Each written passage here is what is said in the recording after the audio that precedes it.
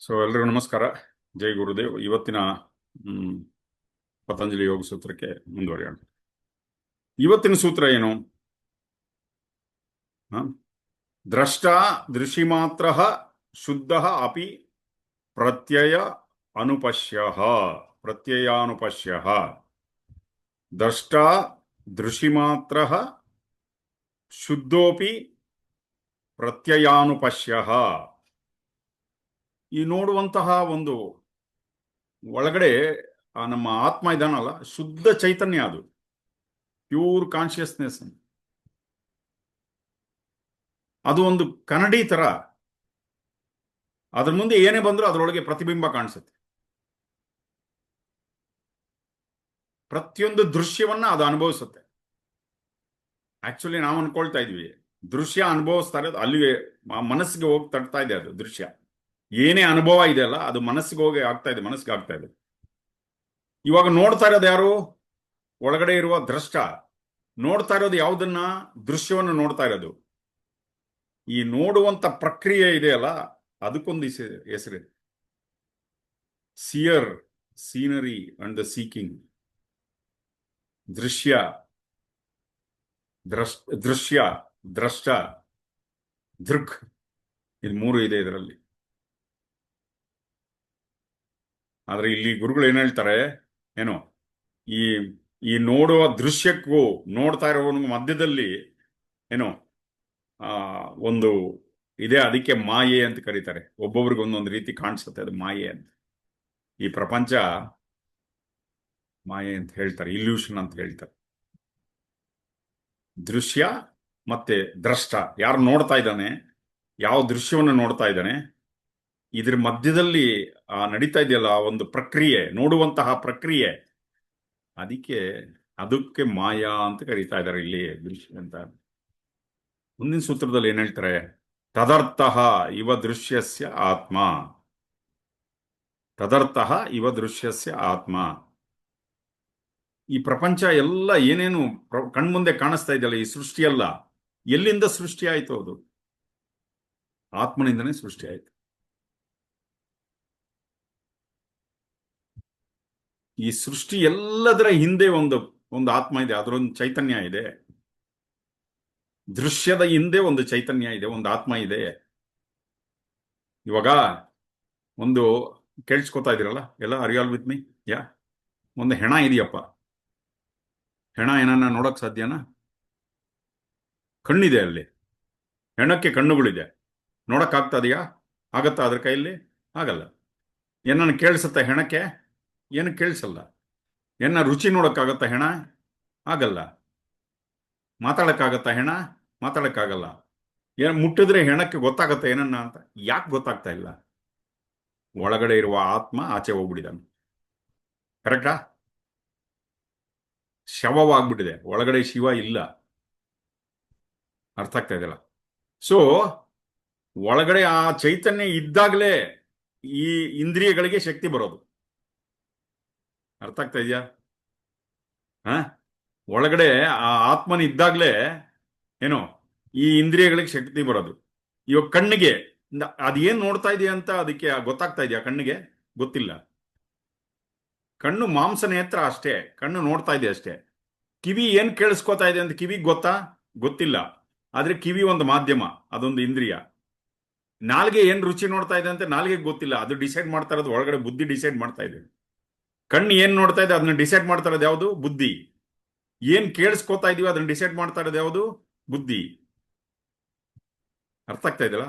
ಯಾರು ಮುಟ್ಟಿದ್ರು ಟಚ್, ಇದು ಬಿಸಿನಾ, ಇದು ತಣ್ಣಗಿದ್ಯಾ, ಈ ಪದಾರ್ಥ ಏನು ಅಂತ ಡಿಸೈಡ್ ಮಾಡ್ತಾ ಇರೋದು ಯಾವುದು? ಬುದ್ಧಿ. ಚರ್ಮದ ಮೂಲಕ ಆಗ್ತಾ ಇದೆ ಆ ಪ್ರಕ್ರಿಯೆ. ಅರ್ಥ ಆಗ್ತಾ ಇದೆಯಲ್ಲ? ಸೊ ಇಂದ್ರಿಯಗಳ ಹಿಂದ್ಗಡೆ ಒಂದು ಶಕ್ತಿ ಇದೆ, ಇಂದ್ರಿಯಗಳ ಮೂಲಕ ಅದನ್ನ ನೋಡ್ತಾ ಇದೆ ಎಲ್ಲವನ್ನ. ಮನಸ್ಸು ಕಣ್ಣಿನ ಮುಖಾಂತರ ನೋಡ್ತಾ ಇದೆ, ಮನಸ್ಸು ಕಿವಿಯ ಮುಖಾಂತರ ಕೇಳ್ತಾ ಇದೆ, ಮನಸ್ಸು ನಾಲ್ಗೆ ಮುಖಾಂತರ ರುಚಿ ನೋಡ್ತಾ ಇದೆ, ಮನಸ್ಸು ಚರ್ಮದ ಮುಖಾಂತರ ಸ್ಪರ್ಶವನ್ನ ಅನುಭವಿಸ್ತಾ ಇದೆ.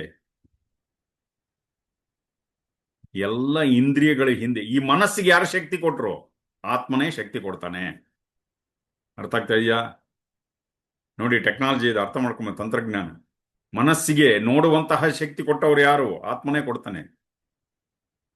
ಮನಸ್ಸಿಗೆ ಕೇಳುವಂತಹ ಶಕ್ತಿ ಕೊಟ್ಟವ್ರು ಯಾರು? ಒಳಗಡೆ ಚೈತನ್ಯ ಆತ್ಮನೇ ಕೊಡ್ತಾ ಇದ್ದಾನೆ. ಮನಸ್ಸಿಗೆ ರುಚಿ ನೋಡುವಂತ ಶಕ್ತಿ ಕೊಟ್ಟವ್ರು ಯಾರು? ನಾಲಿಗೆ ಮುಖಾಂತರ ಆತ್ಮನೇ ಕೊಡ್ತಾ ಇದ್ದಾನೆ. ಆತ್ಮ ಆಚೆ ಹೋದರೆ ಇಂದ್ರಿಯಗಳು ಕೆಲಸ ಮಾಡುವುದಿಲ್ಲ. ದೃಶ್ಯಸ್ಯ ಆತ್ಮ. ಸೊ ಇವಾಗ ನಾನು ಒಳಗಡೆ ಇಲ್ಲ ಅಂದ್ರೆ ಈ ಶರೀರ ಇರಕ್ಕೆ ನಾನು ಅಂದ್ರೆ ಯಾರು? ಒಳಗಿನ ಆತ್ಮನೇ. ಒಳಗಿನ ಆತ್ಮ ಇಲ್ಲ ಅಂದ್ರೆ ಶರೀರ ಇರಕ್ಕೆ ಸಾಧ್ಯನಾ? ಆ ಕ್ಷಣದಲ್ಲೇ ಮರಣ. ಆ ಕ್ಷಣದಿಂದನೇ ಶರೀರ ಕೊಳೆಯಕ್ಕೆ ಶುರುವಾಗ್ತದೆ. ಆತ್ಮ ಈ ಶರೀರದಿಂದ ಆಚೆ ಹೋದ ತಕ್ಷಣನೇ ಶರೀರ ಅಂದ್ರೆ ಮರಣ ಉಂಟಾದ ತಕ್ಷಣ ಶರೀರ ಕೊಳೆಯಕ್ಕೆ ಶುರುವಾಗುತ್ತದೆ. ಈ ಶರೀರವನ್ನು ಜೀವಂತವಾಗಿ ಇಟ್ಟಿರೋದು ಯಾವುದು? ಈ ಶರೀರವನ್ನು ಜೀವಂತವಾಗಿ ಇಟ್ಟಿರೋದು ಯಾವುದು? ಒಳಗಿನ ಚೈತನ್ಯ ಆತ್ಮ ಏನಿದೆ ಅಲ್ಲ, ಅದೇ ಅದೇ ನಾನು. ಗೊತ್ತಾಗ್ತಾ ಇದೆಯಾ? ನಾವು ಅದೇನೆ, ನಾವು ಈ ಶರೀರ ಅಲ್ಲ. ಅದು ಹೇಳ್ತಾ ಇದ್ದಾರೆ ದೃಶ್ಯಸ್ಯ ಆತ್ಮ. ನಾನು ಈ ಶರೀರವನ್ನು ಬಿಟ್ಟ ತಕ್ಷಣ ಈ ಶರೀರ ಕೊಳೆಯಕ್ಕೆ ಶುರುವಾಗುತ್ತದೆ. ನಾನು ಈ ಶರೀರನ ಬಿಟ್ಟ ತಕ್ಷಣ ನೋಡುವಂತ ಶಕ್ತಿ ಹೋಗ್ಬಿಡುತ್ತೆ, ಕೇಳಿಸ್ಕೊಳ್ಳುವಂತ ಶಕ್ತಿ ಹೋಗ್ತದೆ, ರುಚಿ ನೋಡುವ ಶಕ್ತಿ ಹೋಗ್ತದೆ, ಸ್ಪರ್ಶದ ಇಂದ್ರಿಯಗಳೆಲ್ಲ ಕೆಲಸ ಮಾಡೋದು ನಿಲ್ಲಿಸ್ಬಿಡುತ್ತೆ. ಇಂದ್ರಿಯಗಳೆಲ್ಲ ಯಾವುದರಿಂದ ಕೆಲಸ ಮಾಡ್ತಾ ಇದೆ? ಅರ್ಥ ಆಗ್ತಾ ಇದೆ? ನಾವು ನೋಡ್ತಾ ಇದೀವಲ್ಲ ದೃಶ್ಯ, ಈ ಪ್ರಪಂಚ ಎಲ್ಲ ಈ ಶರೀರದೊಳಗೆ ಒಂದು ಆತ್ಮ ಇದು ನಡೆಸ್ತಾ ಇದೆಯಲ್ಲ, ಈ ಪ್ರಪಂಚನ ಏನೋ ಒಂದು ನಡೆಸ್ತಾ ಇದೆಯಲ್ವಾ? ಇಷ್ಟು ಶರೀರಗಳು ಓಡಾಡ್ತಾ ಇದೆ, ಇರುವೆಯಿಂದ ಹಿಡಿದು ಮನುಷ್ಯನವರೆಗೂ ಇಷ್ಟೆಲ್ಲ ಈ ಪ್ರಪಂಚ ನಡೀತಾ ಇದೆಯಲ್ಲ, ಕಣ್ಣಿಗೆ ಕಾಣಿಸ್ತಾ ಇದೆ. ಆ ಕಣ್ಣಿಗೆ ಕಾಣಿಸ್ತಾ ಇರುವಂತ ಪ್ರಪಂಚದ ಹಿಂದೆ ಒಂದು ಶಕ್ತಿ ಕೆಲಸ ಮಾಡ್ತಾ ಇದೆ. ಅದೇ ಪರಮಾತ್ಮ. ಈ ಶರೀರವನ್ನು ನಡೆಸ್ತಾ ಇರೋನು ಆತ್ಮ. ಆ ಎದುರುಗಡೆ ಇರೋ ಪ್ರಪಂಚ ಇದೆಯಲ್ಲ ಅದನ್ನ ನಡೆಸ್ತಾ ಇದೆ, ಕಣ್ಣಿನ ಮುಂದೆ ಇದೆಯಲ್ಲ ಆ ದೃಶ್ಯ, ಅದನ್ನ ನಡೆಸ್ತಾ ಇರುವಂತದ್ದು ಪರಮಾತ್ಮ ನಡೆಸ್ತಾ ಇದ್ದಾನೆ. ಕಣ್ಣಿಗೆ ಕಾಣಿಸ್ತಾ ಇಲ್ಲ ಅವನು, ಆ ಚೈತನ್ಯ ಕಣ್ಣಿಗೆ ಕಾಣಿಸ್ತಾ ಇಲ್ಲ. ಇಲ್ಲಿ ಮುಂದಿನ ಕೃತಾರ್ಥ ಪ್ರತಿ ನಷ್ಟಮಪಿ ಅನಷ್ಟಂ ನಷ್ಟಮಪ್ಯನಷ್ಟಂ ತದನ್ಯ ಸಾಧಾರಣತ್ವಾತ್ ಕೃತಾರ್ಥಂ ಪ್ರತಿ ನಷ್ಟಮಪ್ಯನಷ್ಟಂ ತದನ್ಯ ಸಾಧಾರಣತ್ವಾತ್. ಇಲ್ಲಿ ಗುರುಗಳು ಏನ್ ಹೇಳ್ತಾ ಇದ್ದಾರೆ? ನೀನ್ ಶರೀರ ಅಲ್ಲ, ನಾವು ಶರೀರ ಅಲ್ಲ, ನೀನು ಶರೀರಕ್ಕಿನ್ನ ಅತೀತವಾಗಿರುವಂಥವನು. ಶರೀರ ಏನು ಅಂದ್ರೆ ಒಂದು ದೊಡ್ಡ ಬೆಲೂನಿಗೆ ಒಂದು ದಾರ ಕಟ್ಟಿ ಒಂದು ಸಣ್ಣ ಕಲ್ಲು ಕಟ್ಟಿಟ್ಟಿದ್ದಾರೆ. ಆ ಸಣ್ಣ ಕಲ್ಲೇ ಶರೀರ. ಆ ದೊಡ್ಡ ಬೆಲೂನ್ ಇದೆ ಅಲ್ಲ, ಅದು ಒಂದು ಆ ದಾರವನ್ನ ಕಲ್ಲಿಗೆ ಕಟ್ಟಿಟ್ಟಿದೀವಿ ಅಷ್ಟೆ. ಆ ಬೆಲೂನ್ ಅಷ್ಟು ದೊಡ್ಡ ಬೆಲೂನ್, ಅಷ್ಟು ಚೈತನ್ಯ ಆ ಕಲ್ಲಿಗೆ. ಶರೀರ ಅಷ್ಟೇ, ಶರೀರದ ಪ್ರೆಸೆನ್ಸ್. ಕೃತಾರ್ಥಂ, ಯಾವಾಗ ನಾನು ಶರೀರ ಅಲ್ಲ, ನಾನು ಶುದ್ಧ ಚೈತನ್ಯ ಅಂತ ನಮಗೆ ಜ್ಞಾನೋದಯ ಉಂಟಾಗತ್ತೆ.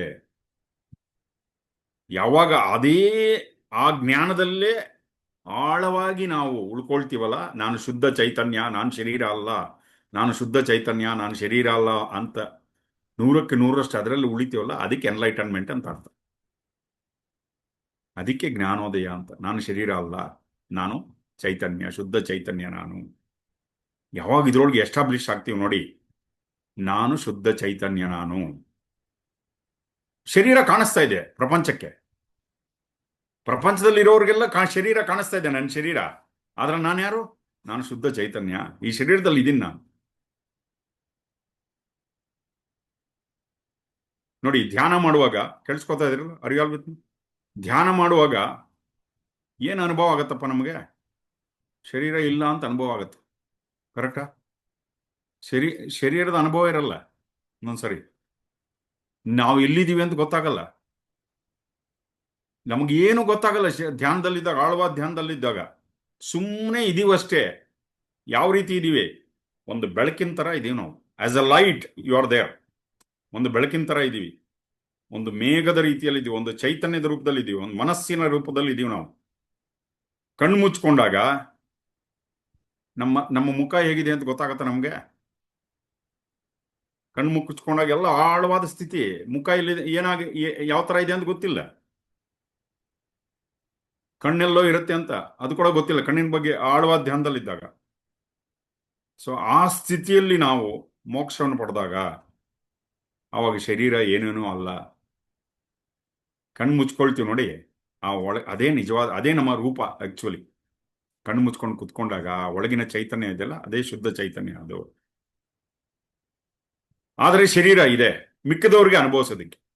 ನಮ್ಮ ಸುತ್ತಲೂ ಇದಾರೆ ನೋಡಿ, ಅವರು ನಮ್ಮ ಶರೀರವನ್ನು ನೋಡಿ ಅನುಭವ ಪಡ್ಕೊಳ್ತಾ ಇರ್ತಾರೆ. ಬಟ್ ನಮಗೆ ನಾವು ಯಾರು? ಶುದ್ಧ ಚೈತನ್ಯ.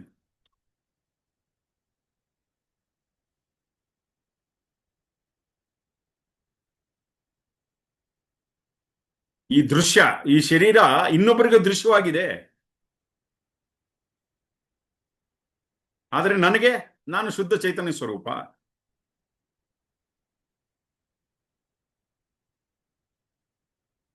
ಯಾರಿಗೆ ಈ ಜ್ಞಾನೋದಯ ಆಗಿದೆ ಅವರು ಶರೀರದ ಅದು ಇಲ್ಲಿ ಶರೀರ ಒಂದು ದೃಶ್ಯದ ರೀತಿಯಲ್ಲಿ ನೋಡ್ತಾ ಇರ್ತಾರೆ ಶರೀರವನ್ನು. ಕೇಳಿಸ್ಕೊತಾ ಇದ್ದೀರಾ? ಈ ಶರೀರವನ್ನ ದೃಶ್ಯದ ರೀತಿಯಲ್ಲಿ ನೋಡ್ತಾ ಇರ್ತಾರೆ. ಅವರಿಗೆ ಯಾವುದೇ ರೀತಿಯ ಬಂಧನಗಳಿಲ್ಲ. ಇಲ್ಲಿ ಜ್ಞಾನೋದಯವಾದಂತ ಒಬ್ಬ ಮಹಾತ್ಮರ ಬಗ್ಗೆ ಹೇಳ್ತಾ ಇದ್ದಾರೆ ಗುರುಗಳು. ಯಾರು ಗುರುಗಳು ಇದಾರಲ್ಲ ಅವ್ರಿಗೆ ಶರೀರ ಇನ್ನೊಂದು ದೃಶ್ಯ ಅಷ್ಟೇ. ಅವರಿಗೆ ಅವ್ರ ಶರೀರನೇ, ಅವ್ರದೇ ಶರೀರ, ಅದನ್ನು ಕೂಡ ಅದೃಶ್ಯ ತರ ನೋಡ್ತಾ ಇರ್ತಾರೆ.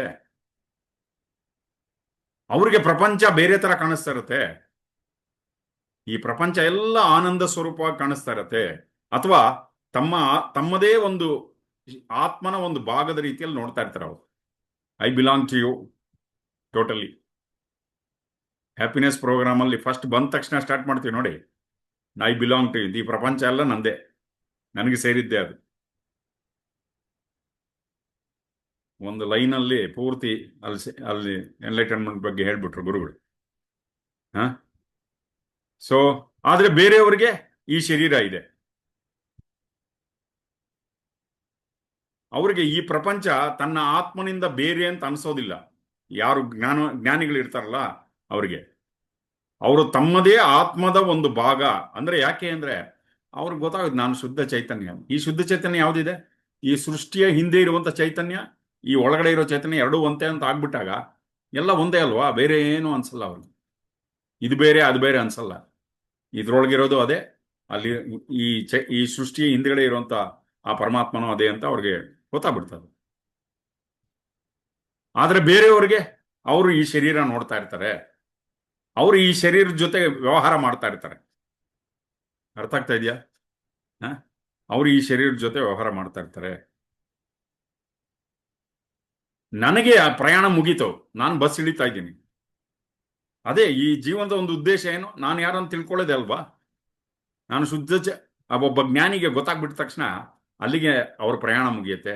ಬಟ್ ಉಳಿದವ್ರ ಪ್ರಯಾಣ ಮುಂದುವರಿಯುತ್ತೆ. ಅದು ಅವ್ರು ಬಸ್ಸಲ್ಲಿ ಹೋಗ್ತಾ ಇದ್ರು, ಟ್ರೈನಲ್ಲಿ ಹೋಗ್ತಾ ಇದ್ರು, ಅವ್ರು ಮುಂದಕ್ಕೆ ಹೋಗ್ತಾರೆ. ಅದು ಬಸ್ ನಿಲ್ಲೋದಿಲ್ಲ, ಯಾಕಂದ್ರೆ ಅವ್ರಿಗಿನ್ನ ಪ್ರಯಾಣ ಇದೆ. ಇದು ತಿಳ್ಕೊಳ್ಳೋವರೆಗೂ ಪ್ರಯಾಣ ನಡೀತಾ ಇರುತ್ತೆ. ಇದು ನಾನು ಶುದ್ಧ ಚೈತನ್ಯ ಅಂತ ತಿಳ್ಕೊಳ್ಳೋವರೆಗೂ ಬರೀ ತಿಳ್ಕೊಳ್ಳೋದಲ್ಲ, ಆಳವಾಗಿ ಬೇರೆಯವ್ರು ಬಿಡುತ್ತೆ. ನನ್ನ ಶರೀರ ಅಲ್ಲ, ನಾನು ಶುದ್ಧ ಚೈತನ್ಯ. ಈ ಪ್ರಪಂಚ ನಾನೇ. ಅದು ನನ್ನೊಳಗೆ ಏನು ಚೈತನ್ಯ ಇದೆಯೋ, ಒಂದು ಒಂದು ಒಂದು ಆನೆ ಬಂದ್ರೆ ಅದರೊಳಗೂ ಅದೇ ಚೈತನ್ಯ, ಒಂದು ಇಲಿ ಬಂದ್ರೆ ಅದರೊಳಗೂ ಅದೇ ಚೈತನ್ಯ, ಒಂದು ನಾಯಿ ಬಂದ್ರೆ ಅದರೊಳಗೂ ಅದೇ ಚೈತನ್ಯ, ಎಲ್ಲವೂ ಅದೇ. ನನ್ನೊಳಗೆ ಏನಿದೆಯೋ ಅದೇ ಇದೆ, ಎಲ್ಲ ಒಂದೇನೆ ಅನ್ನೋ ಸ್ಥಿತಿಗೆ ಹೋಗ್ಬಿಟ್ಟಿರ್ತಾರೆ. ಬಟ್ ಅದು ಆಳವಾಗಿ ಅವ್ರು ಕುತ್ಕೊಂಡ್ಬಿಟ್ಟಿರುತ್ತೆ. ನಮಗೆ ಅವಾಗವಾಗ ಬಂದು ಹೋಗ್ತಾರೆ. ಅವಾಗವಾಗ ಬಂದು ಹೋಗೋದಲ್ಲ ಜ್ಞಾನ ಅಂದ್ರೆ, ಆಳವಾಗಿ ಕುತ್ಕೊಬೇಕು. ಗೊತ್ತಾಗ್ತಾ ಇದೆಯಾ? ಸೊ ಇದರಲ್ಲಿ ಕೇಳಿಸ್ಕೊತಾ ಇದ್ರಲ್ಲ, ಇದರಲ್ಲಿ ಎರಡು ವಿಷಯ ಎಕ್ಸಾಂಪಲ್ ಕೊಡ್ತಾರೆ. ರಸಾಯನಶಾಸ್ತ್ರ ಒಂದು, ಭೌತಶಾಸ್ತ್ರ ಒಂದು. ರಸಾಯನಶಾಸ್ತ್ರದಲ್ಲಿ ಏನು ಹೇಳ್ತಾರೆ? ಎಲ್ಲ ಎಲಿಮೆಂಟ್ಸ್ ಹೇಳ್ತಾರೆ.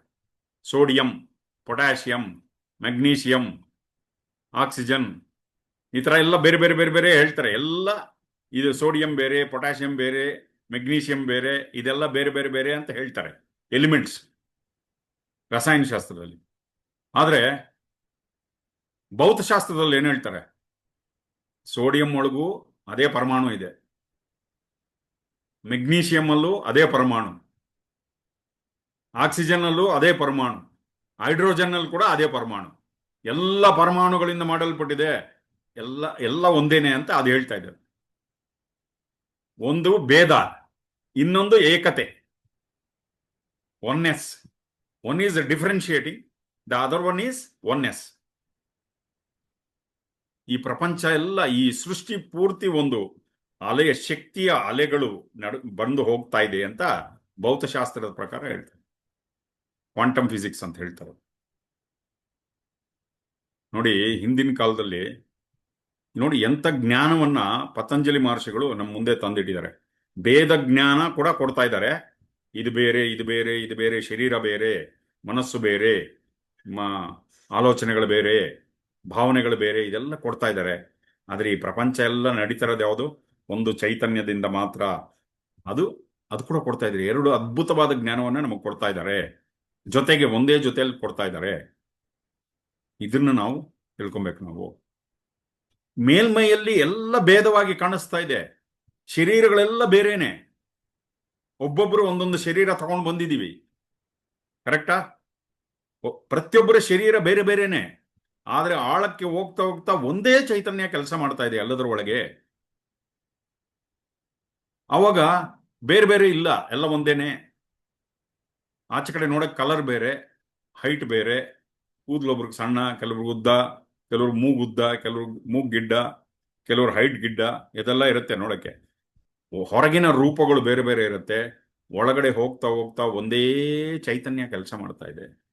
ಆಚೆ ಕಡೆಯಿಂದ ನೋಡಿದ್ರೆ ರಸಾಯನಶಾಸ್ತ್ರ, ಒಳಗಡೆ ಹೋದ್ರೆ ಕ್ವಾಂಟಮ್ ಫಿಸಿಕ್ಸ್, ಎಲ್ಲ ಪರಮಾಣುಗಳಿಂದ ಮಾಡಲ್ಪಟ್ಟಿದೆ. ನೋಡಿ ಎಂತ ಅದ್ಭುತವಾದ ಜ್ಞಾನ ಪತಂಜಲಿ ಮಹರ್ಷಿಗಳು ಕೊಡ್ತಾ ಇದ್ದಾರೆ. ಮುಂದಿನ ಸೂತ್ರ ಏನಿದೆ? ಸ್ವಸ್ವಾಮಿ ಶಕ್ತಿಯೋ ಸ್ವರೂಪ ಉಪಲಬ್ಧಿ ಹೇತು ಸಂಯೋಗ. ಸ್ವಸ್ವಾಮಿ ಶಕ್ತಿಯೋ ಸ್ವರೂಪೋಪಲಬ್ಧ್ಯ ಲಬ್ಧ ಹೇತು ಸಂಯೋಗ. ಸೊ ಇದಕ್ಕೆಲ್ಲ ಒಂದು ಕಾರಣ ಇದೆ. ಈ ಪೂರ್ತಿ ಸೃಷ್ಟಿಗೆ ಒಂದು ಕಾರಣ ಇದೆ.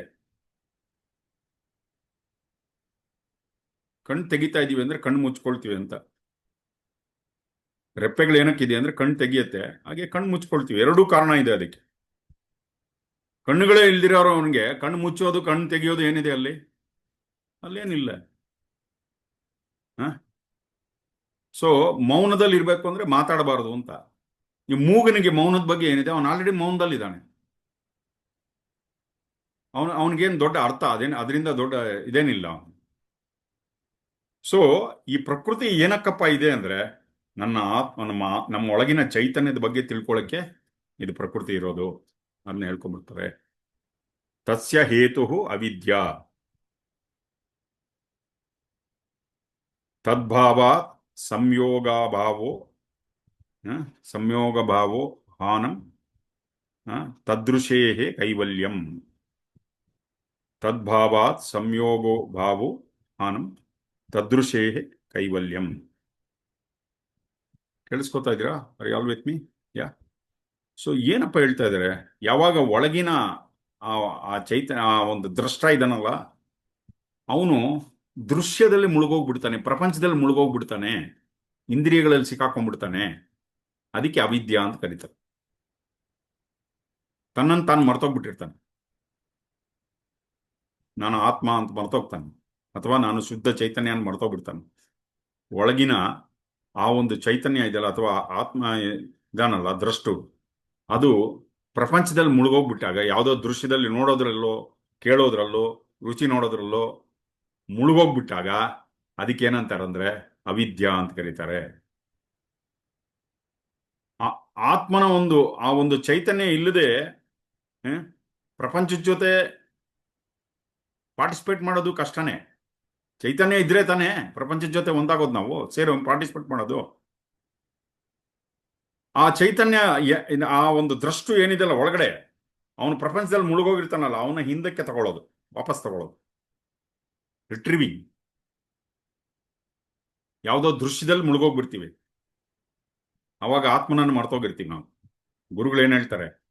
ಆ ದೃಶ್ಯದಿಂದ ನಿನ್ನನ್ನು ನೀನು ವಾಪಸ್ ಹೇಳ್ಕೋ, ಯಾವುದೋ ಶಬ್ದ, ಯಾವುದೋ ಮ್ಯೂಸಿಕ್ ಕೇಳಿಸ್ಕೊತಾ ಇದೆಯಾ, ಅದರಿಂದ ನಿನ್ನನ್ನು ನೀನು ಹಿಂದೆ ಕಳ್ಕೋ. ಯಾವುದೋ ರುಚಿಯಲ್ಲಿ ಸಿಕ್ಕಾಕೊಂಡ್ಬಿಟ್ಟಿದ್ಯಾ, ಸಾಕು, ಹಿಂದೆ ಕಳ್ಕೊ ನಿನ್ನನ್ನು ನೀನು.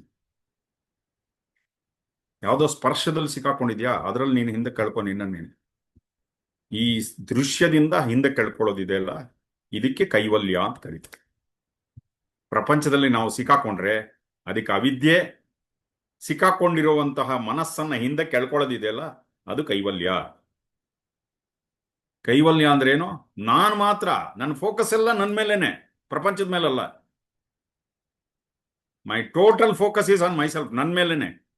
ನಾನು ಮಾತ್ರ, ನನ್ ಬಿಟ್ಟು ಇನ್ನೇನಿಲ್ಲ ಈ ಪ್ರಪಂಚದಲ್ಲಿ. ಈ ಏಕತೆ ಇದೆಯಲ್ಲ, ಇದಕ್ಕೆ ಕೈವಲ್ಯ ಅಂತ ಕರೀತಾರೆ. ಪೂರ್ತಿ ಗಮನ ನನ್ನ ಮೇಲೇನೆ. ಪ್ರಪಂಚದಲ್ಲಿ ಸಿಕ್ಕಾಕೊಂಡಿದೆಯಲ್ಲ ನನ್ನ ಮನಸ್ಸು, ನೋಡುವುದರಲ್ಲಿ, ಕೇಳುವುದರಲ್ಲಿ, ರುಚಿ ನೋಡುವುದರಲ್ಲಿ, ಏನೋ ಸ್ಪರ್ಶದಲ್ಲಿ, ಈ ಇಂದ್ರಿಯ, 5 ಇಂದ್ರಿಯಗಳ ಮುಖಾಂತರ ಆಚೆ ಹೋಗಿದೆ ನೋಡಿ, ಅದನ್ನ ಹಿಂದೆ ಕೆಳ್ಕೊಂಡು ಕೇಂದ್ರದಲ್ಲಿ ಸ್ಥಿರಗೊಳಿಸ್ಕೊಳ್ಳೋದೆ, ನಮ್ಮ ಕೇಂದ್ರದಲ್ಲಿ ಆತ್ಮನಲ್ಲಿ ನಿಲ್ಲಿಸ್ಕೊಳ್ಳೋದಕ್ಕೆ, ಅದಕ್ಕೆ ಕೈವಲ್ಯ ಅಂತಾರೆ. ಅಂದ್ರೆ ಏನು? ಈ ಒಳಗಿನ ಈ ಚೈತನ್ಯ ಇದೆಯಲ್ಲ, ಈ ಪ್ರಪಂಚ ಬೇರೆ ಅಂತ ಅನ್ಕೊಂಡ್ರೆ ಅದು ಅವಿದ್ಯೆ. ಇದೇ ಚೈತನ್ಯದಿಂದ ಎಲ್ಲ ಶರೀರಗಳು ಮಾಡಲ್ಪಟ್ಟಿದೆ, ಆತರ ಅನ್ಕೊಂಡಾಗ ಅದು ಕೈವಲ್ಯ. ಅರ್ಥ ಆಗ್ತಾ ಇದೆಯಲ್ಲ? ಅವಿದ್ಯೆ ಅಂದ್ರೆ ಏನು? ನಾನು ಬೇರೆ, ಎದುರುಗಡೆ ಇರೋನು ಬೇರೆ ಅಂತ ಅನ್ಕೊಳ್ಳೋದು.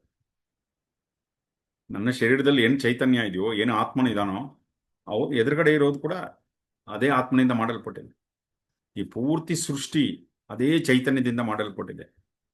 ಆ ಏಕತೆಯನ್ನು ಅನುಭವಿಸ್ತಾರೆ ನೋಡಿ, ಅದು ಕೈವಲ್ಯ. ನಾನು ಬೇರೆ ನೀನು ಬೇರೆ ಅಂತ ನೋಡ್ತಾರೆ ನೋಡಿ, ಅದು ಅಜ್ಞಾನ. ಬೇರೆ ಬೇರೆ ಭೇದ ಅದನ್ನ ನೋಡಿದಾಗ ಅಜ್ಞಾನ. ಇದು ತುಂಬಾ ಹೊಡೆದಾಟ ನಡೀತಾ ಇದೆ ಪ್ರಪಂಚದಲ್ಲಿ ಈ ಸಿದ್ಧಾಂತಗಳ ಬಗ್ಗೆ. ಫಸ್ಟ್ ಶುರುವಾಗೋದು ಭೇದ ಜ್ಞಾನದಿಂದ, ಆಮೇಲೆ ಹೋಗ್ತಾ ಹೋಗ್ತಾ ಏಕತೆ ಪ್ರಾರಂಭ ಆಗುತ್ತೆ. ಭೇದ ಜ್ಞಾನನೂ ಬೇಕು ಪ್ರಪಂಚದಲ್ಲಿ, ಇಲ್ಲಾಂದ್ರೆ ಹೆಂಗ್ ಗೊತ್ತಾಗತ್ತೆ ನಮ್ಗೆ? ಭೇದ ಇಲ್ಲ ಅಂದ್ರೆ, ದ್ವೈತ ಗೊತ್ತಾಗ್ಲಿಲ್ಲ ಅಂದ್ರೆ ಅದ್ವೈತ ಗೊತ್ತಾಗಲ್ಲ. ಭೇದ ಜ್ಞಾನ ಬೇಕು, ಗೊತ್ತಾದ್ಮೇಲೆನೆ ಆಮೇಲೆ. ಅದಕ್ಕೆ ಎರಡೂ ಇರಬೇಕು ಅಲ್ಲಿ. ಕ್ಲಾಸಿಕಲ್ ಕೆಮಿಸ್ಟ್ರಿನೂ ಬೇಕು, ಕ್ವಾಂಟಮ್ ಫಿಸಿಕ್ಸು ಬೇಕು. ಇದು ಇದು ಆಕ್ಸಿಜನ್ನು, ಇದು ಹೈಡ್ರೋಜನ್ನು, ಇದು ಪೊಟ್ಯಾಷಿಯಮ್ಮು, ಇದು ಮೆಗ್ನೀಷಿಯಮ್ಮು, ಅದು ಭೇದ. ಅದರೊಳಗಿರುವ ಪರಮಾಣುಗಳೆಲ್ಲ ಒಂದೇ. ಇದು ಫಿಸಿಕ್ಸ್. ಫಸ್ಟ್ ಭೇದ, ಆಮೇಲೆ ಅದರೊಳಗೆ ಏಕತೆ. ಅರ್ಥ ಆಗ್ತಾ ಇದ್ದಲ್ಲ? ಇದು ಎರಡೂ ಬೇಕಾಗತ್ತೆ. ಅದಕ್ಕೆ ಆದಿಶಂಕರಾಚಾರ್ಯರು ಒಂದು ಮಾತು ಹೇಳ್ತಾರೆ ಇಲ್ಲಿ. ಅವರು ಯೋಗವನ್ನು ಒಪ್ಕೊಳ್ಳೋದಿಲ್ಲ. ಅವ್ರು ಹೇಳ್ತಾರೆ ಯೋಗವನ್ನು ಒಪ್ಕೊಳ್ಳೋದಿಲ್ಲ, ಇದೊಂದು ರಹಸ್ಯ ಇದೆ. ತುಂಬಾ ಜನಕ್ಕೆ ಇದು ಗೊತ್ತಿಲ್ಲದೆ ಇರ್ಬೋದು ಅಂತ ಹೇಳ್ತಾರೆ ಗುರುಗಳು. ಏನು ಹೇಳ್ತಾರೆ ಆದಿಶಂಕರರು?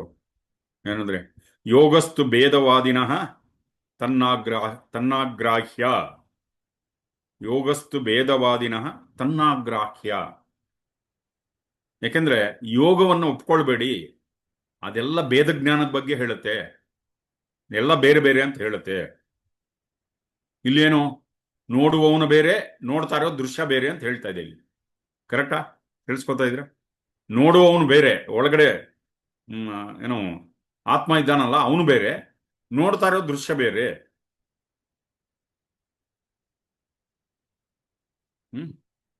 ಕರೆಕ್ಟ್, ಇದು ಬೇರೆ ಬೇರೆನೆ.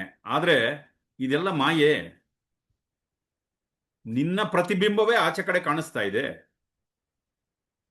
ಇದು ಹೇಳ್ತಾ ಇದರಲ್ಲಿ. ಸೊ ಅದಕ್ಕೆ ವೇದಾಂತ ಏನ್ ಹೇಳುತ್ತೆ? ಯೋಗವನ್ನು ಒಪ್ಪೋದಿಲ್ಲ. ವೇದಾಂತದ ಪ್ರಕಾರ ಯೋಗ ಇಲ್ಲ, ಧ್ಯಾನದ ಬಗ್ಗೆ ಧ್ಯಾನ ಅನ್ನೋದು ಇಲ್ವೇ ಇಲ್ಲ. ಮತ್ತೇನು ಹಂಗಾದ್ರೆ? ಯಾವ ತರ ತಿಳ್ಕೊಬೇಕು? ಆದಿಶಂಕರರ ಪ್ರಕಾರ ಅವ್ರು ಹೇಳ್ತಾರೆ, ಎಚ್ಚೆತ್ಕೋ ಸಾಕು, ಎಲ್ಲವೂ ಮಾಯೆ ಅಂತ ಅನ್ಕೋ ಸಾಕು. ಮಾಯೆ ಅಂದ್ರೇನು? ಇಲ್ಲ ಅಂತ ಅಲ್ಲ, ಈ ಕ್ಷಣದಲ್ಲಿ ಕಾಣಿಸ್ತಾ ಇದೆ, ಮುಂದಿನ ಕ್ಷಣ ಇರುತ್ತೋ ಇಲ್ವೋ ಗೊತ್ತಿಲ್ಲ. ಅರ್ಥ ಆಗ್ತಾ ಇದೆಯಾ? ಶಂಕರರು ಏನ್ ಹೇಳ್ತಾ ಇದ್ದಾರೆ? ಆದಿಶಂಕರರು, ಈ ಕ್ಷಣದಲ್ಲಿ ಇದ್ದಂಗೆ ಅನಿಸ್ತಾ ಇದೆಯಪ್ಪ, ಮುಂದಿನ ಕ್ಷಣ ಅದಿರುತ್ತೋ ಇಲ್ವೋ ಗೊತ್ತಿಲ್ಲ, ನಿನ್ನ ಇತ್ತ ಇಲ್ವೋ ಗೊತ್ತಿಲ್ಲ, ಈ ಕ್ಷಣದಲ್ಲಿ ಇದ್ದಂಗಿದೆ ಅಷ್ಟೇ. ಈ ಕ್ಷಣದಲ್ಲಿ ಭಾಸವಾಗ್ತಾ ಇದೆ, ನಾಳೆ ಇರುತ್ತೋ ಇಲ್ವೋ ಗೊತ್ತಿಲ್ಲ, ಅದೇ ನೆನ್ನೆ ಇತ್ತೋ ಇಲ್ವೋ ಗೊತ್ತಿಲ್ಲ, ಈ ಕ್ಷಣದಲ್ಲಿ ಕಾಣಿಸ್ತಾ ಇದೆ ಅಷ್ಟೇ. ವೈರಾಗ್ಯದಿಂದ ಇದನ್ನೆಲ್ಲ ತಿರಸ್ಕರಿಸು. ನೀನು ಏನೇನು ನೋಡ್ತೀಯೋ ಅದನ್ನೆಲ್ಲ ತಿರಸ್ಕರಿಸ್ತಾ ಬಾ ಅಂತ ಅವ್ರು ಹೇಳ್ತಾರೆ. ಇಲ್ಲಿ ಗುರುಗಳು ಒಂದು ಪ್ರಶ್ನೆ ಹೇಳ್ತಾರೆ, ಕೇಳಿಸ್ಕೊತಾ ಇದ್ದೀರಾ? ರಿಯಾಲ್ ವಿತ್ ಮೀ, ಕೇಳಿಸ್ಕೊತಾ ಇದ್ದೀರಾ? ಹಾ, ಏನ್ ತಿರಸ್ಕರಿಸೋದು ಅಂದ್ರೆ ಎರಡಿದ್ರೆ ತಾನೆ ತಿರಸ್ಕರಿಸಕ್ಕೆ. ತಿರಸ್ಕರಿಸಕ್ಕೆ ಇನ್ನೊಂದು ಸಬ್ಜೆಕ್ಟ್ ಇರ್ಬೇಕಲ್ವಾ ತಿರಸ್ಕರಿಸೋದಕ್ಕೆ? ಯಾವ್ದನ್ನು ತಿರಸ್ಕರಿಸ್ತಾ ಇದ್ದೀರಾ? ಗುರುಗಳು ಪ್ರಶ್ನೆ ಕೇಳ್ತಾರೆ. ಹಾ, ಯಾವ್ದು ಕಾಣಿಸ್ತಾ ಇದೆ ಅದನ್ನು ತಿರಸ್ಕರಿಸು. ಇಲ್ಲಿ ಗುರುಗಳು ಏನ್ ಹೇಳ್ತಾರೆ, ಎಲ್ಲವೂ ನಿನ್ನದೇ ಆಗಿದ್ದಾಗ ಇಲ್ಲಿ ತಿರಸ್ಕರಿಸಕ್ಕೆ ಏನಿರುತ್ತೆ? ನಿನ್ನೊಳಗೆ ಏನ್ ಚೈತನ್ಯ ಅದೋ ಅದೇ ಚೈತನ್ಯ ಎದುರುಗಡೆ ಇದೆ. ಅವಾಗ ತಿರಸ್ಕರಿಸೋದು ಏನಿದೆ ಅಲ್ಲಿ? ಇದು ತುಂಬಾ ಕಾಂಪ್ಲಿಕೇಟೆಡ್ ಅಂತಾರೆ, ಸಂಕೀರ್ಣವಾಗಿರೋದು. ಶಂಕರರು ಅದೇ ಹೇಳ್ತಾ ಇದ್ದಾರೆ, ಇದು ಪತಂಜಲಿಗಳು ಅದೇ ಹೇಳ್ತಾ ಇದ್ದಾರೆ. ಬಟ್ ಇದ್ರಲ್ಲಿ ನನಗೆ ಯಾವುದು ಘರ್ಷಣೆ ಕಾಣಿಸ್ತಾ ಇಲ್ಲ ಅಂತ ಹೇಳ್ತಾರೆ ಗುರುಗಳು. ಹೇಗೆ ಅಂದ್ರೆ, ಒಂದು ರಸಾಯನಶಾಸ್ತ್ರ, ಇನ್ನೊಂದು ಭೌತಶಾಸ್ತ್ರ. ರಸಾಯನಶಾಸ್ತ್ರ ಏನ್ ಹೇಳುತ್ತೆ? ಎಲ್ಲವೂ ಬೇರೆ ಬೇರೆ ಬೇರೆ ಬೇರೆ ವಸ್ತುಗಳೆಲ್ಲ ಅಂತ ಹೇಳ್ತಾ ಇದೆ. ಭೌತಶಾಸ್ತ್ರ ಏನ್ ಹೇಳ್ತಾ ಇದೆ? ಎಲ್ಲವೂ ಒಂದೇನೆ. ಒಳಗಡೆ ನೀವು ಹೊಕ್ಬಿಟ್ಟು ನೋಡಿದ್ರೆ ಎಲ್ಲವೂ ಅಣುಗಳೇ, ಎಲ್ಲವೂ ಒಂದು ಶಕ್ತಿಯ ಅಲೆಗಳು ಬಂದು ಹೋಗ್ತಾ ಇದೆ ಪ್ರಪಂಚದಲ್ಲಿ. ಎರಡೂ ಒಂದೇನೆ. ಅರ್ಥ ಆಗ್ತಾ ಇದೆಯಲ್ಲ? ಸೊ ಇನ್ನೊಬ್ಬರು ಬೇರೆ ಅನ್ಕೊಂಡಾಗ ಮಾತ್ರ ಅಜ್ಞಾನ ಬರುತ್ತೆ ಅಲ್ಲಿ. ಇನ್ನು ಆ ಶರೀರ ಅದು ಕೂಡ, ಅದರೊಳಗಿರುವ ಚೈತನ್ಯ ಕೂಡ ನನ್ನಲ್ಲಿರೋ ಚೈತನ್ಯ ಎರಡೂ ಒಂದೇನೆ. ಇದು ಕೈವಲ್ಯ. ಒಂದು ನಾಯಿ ಬಂದು ನಿಂತ್ಕೊಳ್ತಪ್ಪ, ಅದನ್ನ ನಾಯಿ ಅಂತ ಜ್ಞಾನ ಏನ್ ಮಾಡ್ತಾ ಅಂದ್ರೆ, ಓ ಒಳಗಡೆ ನನ್ನೊಳಗಿರೋ ಚೈತನ್ಯ ಆ ಚೈತನ್ಯ ಎರಡೂ ಒಂದೇನೆ. ಒಂದು ಇರುವೆ ಹೋಗ್ತಾ ಇದೆ, ಇರುವೆ ಶರೀರ ನೋಡೋದಿಲ್ಲ, ಆ ಶರೀರದ ಒಳಗಡೆ ಇರುವ ಚೈತನ್ಯ ನೋಡುವಂಥದ್ದು. ಇದು ಕೈವಲ್ಯ. ಶರೀರವನ್ನು ನೋಡೋದಿದೆಯಲ್ಲ, ಅದು ಅಜ್ಞಾನ. ಇದಕ್ಕೆ ಎನ್ಲೈಟನ್ಮೆಂಟ್, ಜ್ಞಾನೋದಯ ಅಂತ ಹೇಳ್ತಾರೆ. ತುಂಬಾ ಸರಳವಾಗಿ ಹೇಳ್ಬೇಕು ಅಂದ್ರೆ ಏಕತೆ. ಎಲ್ಲರ ಒಳಗೆ ಒಂದು ಏಕತೆಯನ್ನು ನೋಡುವಂಥದ್ದು. ಒಂದೇ ಚೈತನ್ಯದಿಂದ ಎಲ್ಲ ಮಾಡಲ್ಪಟ್ಟಿದೆ. ಅರ್ಥ ಆಗ್ತಾ ಇದೆಯಾ? ಓಕೆ. ವಿವೇಕ ಖ್ಯಾತಿ ಅವಿಪ್ಲವ ಅವಿಪ್ಲವ ಹಾನೋಪಾಯ. ವಿವೇಕ ಖ್ಯಾತಿರವಿಪ್ಲವ ಹಾನೋಪಾಯ. ಸೊ ಈ ಜ್ಞಾನೋದಯವನ್ನ ಬೇರೆ ಬೇರೆ ರೀತಿಯಲ್ಲಿ ಅನುಭವಿಸ್ಬೋದು ನಾವು. ಹೇಗೆ? ಅದಕ್ಕೆ ಗುರುಗಳು ಹೇಳ್ತಾರೆ, ಮನಸ್ಸಿನಲ್ಲಿ ಒಂದು ಕ್ಲಾರಿಟಿ ಇರಬೇಕು, ಶುದ್ಧತೆ, ಬುದ್ಧಿಯಲ್ಲಿ ತೀಕ್ಷ್ಣತೆ, ಮತ್ತೆ ಅರಿವು, ತೀಕ್ಷ್ಣವಾದ ಅರಿವು. ಇದು ಮೂರು ಸೇರಿದ್ರೆ ಅದು ಮೋಕ್ಷಕ್ಕೆ ದಾರಿ ತೋರಿಸುತ್ತೆ. ಅದು ಬುದ್ಧಿ, ಶುದ್ಧವಾದ ಬುದ್ಧಿ, ಏನೋ ತುಂಬಾ ಒಂದು ತೀಕ್ಷ್ಣವಾದ ಬುದ್ಧಿ, ಚೂಪಾದ ಅರಿವು, ಈ ಮೂರು ಇದ್ರೆ ಅದು ನಮಗೆ ಮೋಕ್ಷದ ಕಡೆಗೆ ತಗೊಂಡೋಗುತ್ತೆ. ಅದು ಯಾವಾಗ ಸಾಧ್ಯ?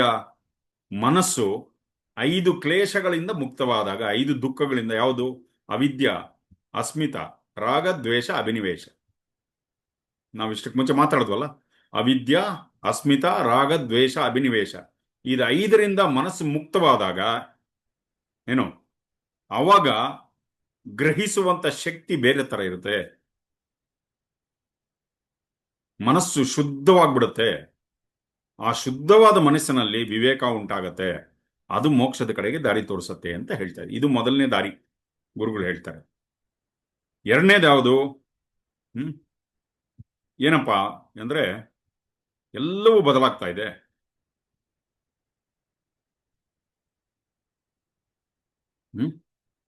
ಶರೀರ ಬದಲಾಗ್ತಾ ಇದೆ. ಈ ಪೂರ್ತಿ ವಿಶ್ವವೇ ಬದಲಾಗ್ತಾ ಇದೆ.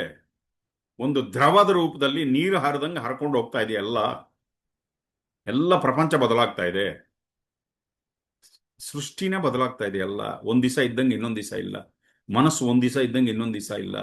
ಇವತ್ತು ಮನಸ್ಸು ಒಂದು ಭಾವನೆ ಇದ್ರೆ ಇನ್ನೊಂದು ಸ್ವಲ್ಪ ಹೊತ್ತಿಗೆ ಇನ್ನೊಂದ್ ತರ ಭಾವನೆ ಇರುತ್ತೆ. ಎಲ್ಲವೂ ಬದಲಾಗ್ತಾ ಇದೆ. ಎಲ್ಲವೂ ಬದಲಾಗ್ತಾ ಇದೆ ಅಂದ್ರೆ ಬದಲಾಗದೇ ಇರೋದು ಯಾವುದೋ ಒಂದು ಇದೆಯಲ್ಲ, ಅದನ್ನ ಇಟ್ಕೊಳ್ಳೋದು ಗಟ್ಟಿಯಾಗಿ.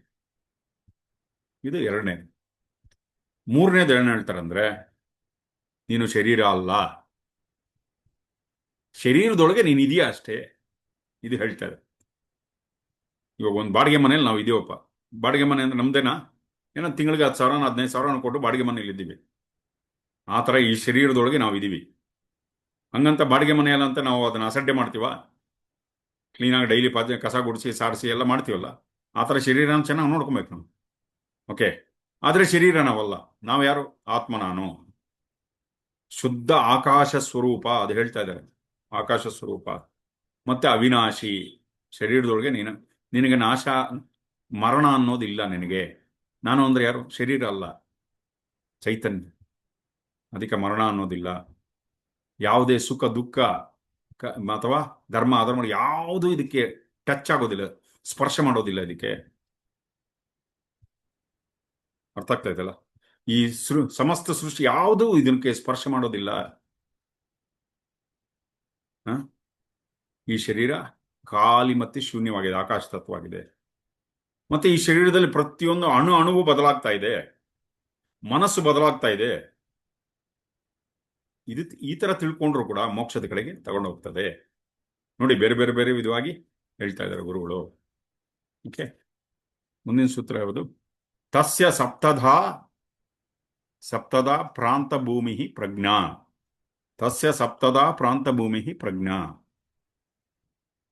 ಸೊ ಈ ಒಂದು ಅರಿವು ಇದೆಯಲ್ಲ ಒಳಗಡೆ, ಇದಕ್ಕೆ 7 ಸ್ತರಗಳಿದೆ. ಇದರಲ್ಲಿ, ಈ ಬುದ್ಧಿಮತ್ತೆಯಲ್ಲಿ 7 ಸ್ತರಗಳಿದೆ. ಇದ್ರೆ ಒಬ್ಬೊಬ್ರು ಒಂದೊಂದು ರೀತಿ ಇದ್ರ ಬಗ್ಗೆ, ಒಂದೊಂದು ಸ್ಕೂಲ್ ಆಫ್ ಥಾಟ್ ಅಲ್ಲಿ, ಅಂದ್ರೆ ಒಬ್ಬೊಬ್ರು ಒಂದೊಂದು ರೀತಿ ಇದಕ್ಕೆ ವ್ಯಾಖ್ಯಾನ ಮಾಡ್ತಾರೆ. ಕೆಲವರು ಬೇರೆ ಬೇರೆ ಲೆವೆಲ್ಸ್ ಇದೆ ಅಂತ ಹೇಳ್ತಾರೆ. ಆದ್ರೆ ಪತಂಜಲಿ ಮಹರ್ಷಿಗಳು ಇದಕ್ಕೆ 7 ಸ್ತರಗಳಿದೆ ಅಂತ ಹೇಳ್ತಾ ಇದ್ದಾರೆ. 7 ಲೆವೆಲ್ಸ್ ಇದೆ ಅಂತ. ಯಾವ್ದಪ್ಪ ಇದು ಅಂದ್ರೆ ಜಾಗೃತಾವಸ್ಥೆ, ಇದು ಮೊದಲನೇದು. ಎರಡನೇದು ಆಳವ ಸುಷುಪ್ತಾವಸ್ಥೆ, ಎರಡನೇದು. ಮೂರನೇದು ಸ್ವಪ್ನಾವಸ್ಥೆ. ನಾಲ್ಕನೇದು ತುರಿಯ, ಟ್ರಾನ್ಸೆಂಡೆಂಟಲ್ ಸ್ಟೇಟ್ ಹತ್ರ, ಅದಕ್ಕೆ ತುರಿಯಾವಸ್ಥೆ. ಮತ್ತೆ ದೈವಿ ಚೇತನ, ಐದನೇದು. ಆರನೇದು ವಿಶ್ವಚೇತನ. ಏಳನೇದು ಬಂದು ಒಂದು ಎಲ್ಲ ಒಂದೇ ಅನ್ನುವ ಏಕತೆಯ ಒಂದು ಚೈತನ್ಯ. ಎಲ್ಲ ಒಂದೇ, ಎಲ್ಲ ಸಮಸ್ತ ಸೃಷ್ಟಿಯು ಕೂಡ ಒಂದು ಶಕ್ತಿ ನಡ್ಕೊಂಡು ಹೋಗ್ತಾ ಇದೆ ಅಂತ. ಒಂದೇ ಶಕ್ತಿ ಅದು, ಸಮಸ್ತ ಸೃಷ್ಟಿ. ಈ ವಿಶ್ವ ಎಲ್ಲ ಒಂದೇ ಸೃಷ್ಟಿ ಅಂತ, ಅದಕ್ಕೆ ಯೂನಿಟಿ ಕಾನ್ಶಿಯಸ್ನೆಸ್ ಅಂತ. ಈ ತರ 7 ಈ ಚೈತನ್ಯದ ಬಗ್ಗೆ ಸ್ತರಗಳಲ್ಲಿ ಅದನ್ನ ಹೇಳ್ತಾ ಹೋಗ್ತಾರೆ. ಓಕೆನಾ? ಸೊ ಇದಿಷ್ಟು ಇವತ್ತಿನ ಜ್ಞಾನ ಚರ್ಚೆ. Thank you very much for listening. ಜೈ ಗುರುದೇವ್. ಓಂ ನಮಃ ಶಿವಾಯ.